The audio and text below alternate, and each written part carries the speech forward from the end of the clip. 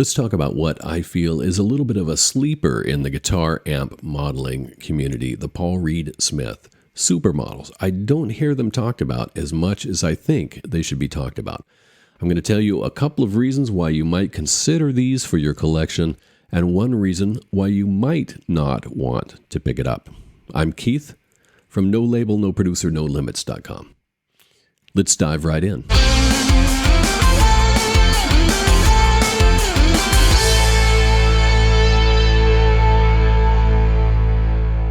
The PRS Supermodels comes with 3 amp sims. The Dallas, PRS Dallas, the PRS Archon, and the PRS Blue Sierra V9. And maybe tied for the top reason I recommend this plugin is how they respond when you play. They respond very much like a real amp. I've got kind of a medium crunch sound dialed in here. Listen how it changes when I go from the arpeggiated portion to the chord portion of the song.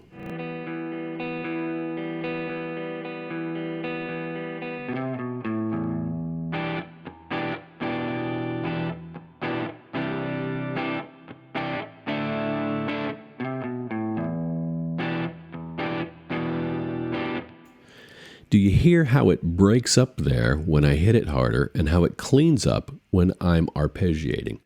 Well, that is the mark of an amplifier. And the Paul Reed Smith seems to do things very much like an amplifier. I can get feedback through my studio monitors as if I'm standing in a room with a real amp. It responds differently as I hit it differently. It feels like a real amp. The second reason that I would recommend this plugin is that the presets seem to be very well thought out. Some amp sims, you turn them on, you plug them in, and you spend 20-25 minutes trying to get a sound. I have difficulty getting a bad sound out of any of these models.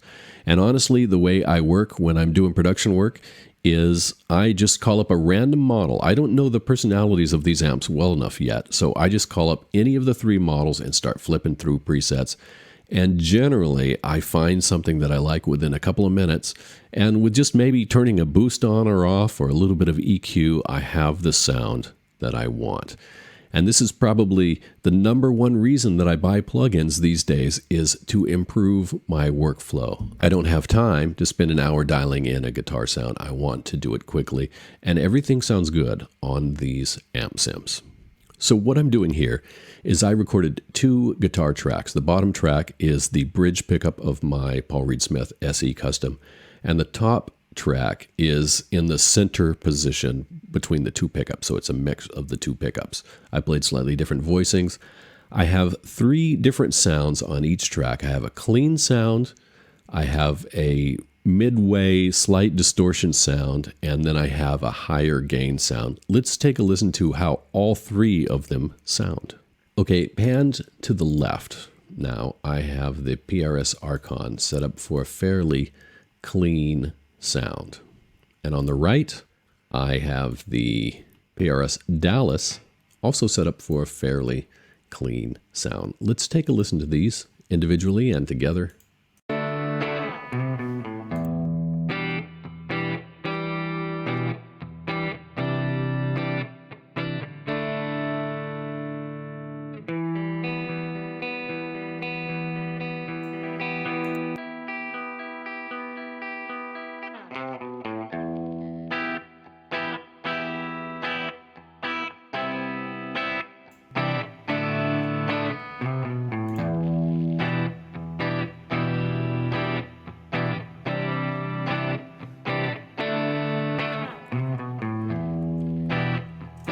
So I'm feeding these 2 channels through this Guitar Master, and all I have on it is just a touch of compression and a touch of reverb, but no other processing, no EQ or anything. So that is what it sounds like fairly clean. Let's take a look at a little bit more distorted or crunchy sound. I have kind of a mid sound. I have the Blue Sierra V9 on the right side, and I have the Dallas on the left side. Let's take a listen. And particularly, listen to how it cleans up in the arpeggio and dirties up when I'm playing the chords.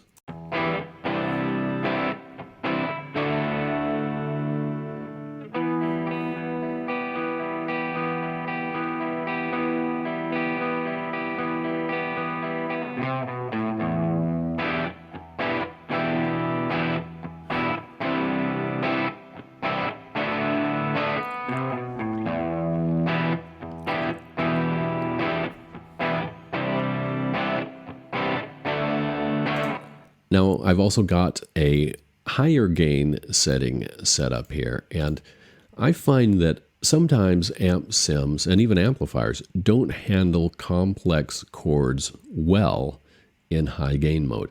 So these chord voicings include major sevenths and ninths in them. Let's hear how the Blue Sierra V9, and what do I have on the other side? I have the Archon. Let's hear how they handle complex chords with high gain.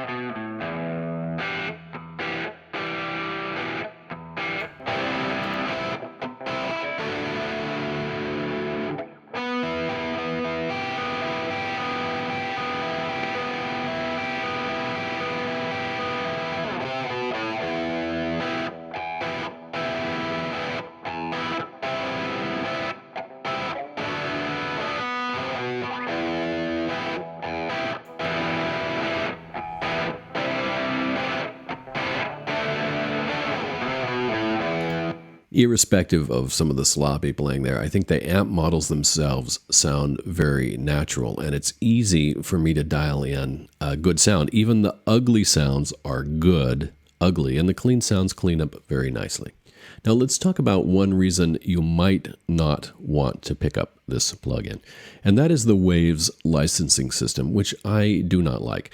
They offer sort of a subscription model. If you buy the plugin, it's good for life, right? You can still use the version that you have for life. However, the support ends after usually a year. Now, I understand why Waves does this. They have to support their programmers. They have to keep people working and developing new plugins. And if you do a one-off price, you have to raise the price and have a higher price point in order to support all those people. So they have this updated support. But to me, their licensing system is also not a good one. They use something called Waves Central, which you download to your computer, and it's responsible for licensing all your Waves plugins.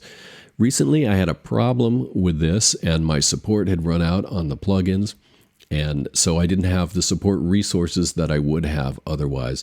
And it took me several hours to figure out what to do about it. Now, maybe if you're more technically minded, maybe if you're more computer savvy, this would have worked quicker for you. It turned out for me to be a network interface card, a NIC card, which had changed its settings, and then Waves thought that I was on a different computer and refused to license my plugins. So everything Waves stopped working. I ended up, because it was Black Friday, able to upgrade for a very low price, get newer versions of all the plugins, and get my support extended for a year, and support straightened me out fairly quickly. But in the interim, I had pulled up some old projects that I had to remix. I had to pull in different guitar, amp sims, and try and get the sounds. Between trying to solve the technical issues and replacing guitar sounds in completed projects, I probably spent 3.5 or 4 hours figuring it out.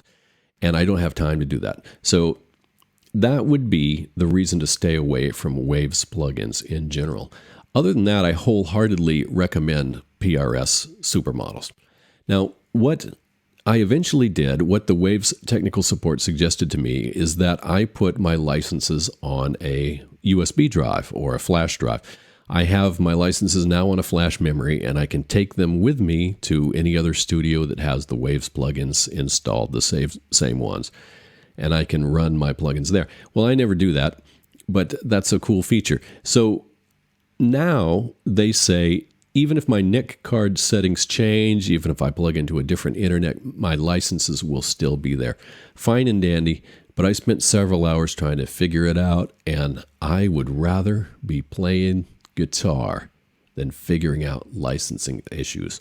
Other than that, I love this guitar modeling plugin. It is my go-to. Each of the amp sims sound really good. They sound natural to me, and it feels good to play through these amp sims. If you found this video valuable at all, like, subscribe, share, comment. I want to hear your favorite guitar amp sim plugins. Until next time, I'm Keith from No Label, No Producer, NoLimits.com. See you soon.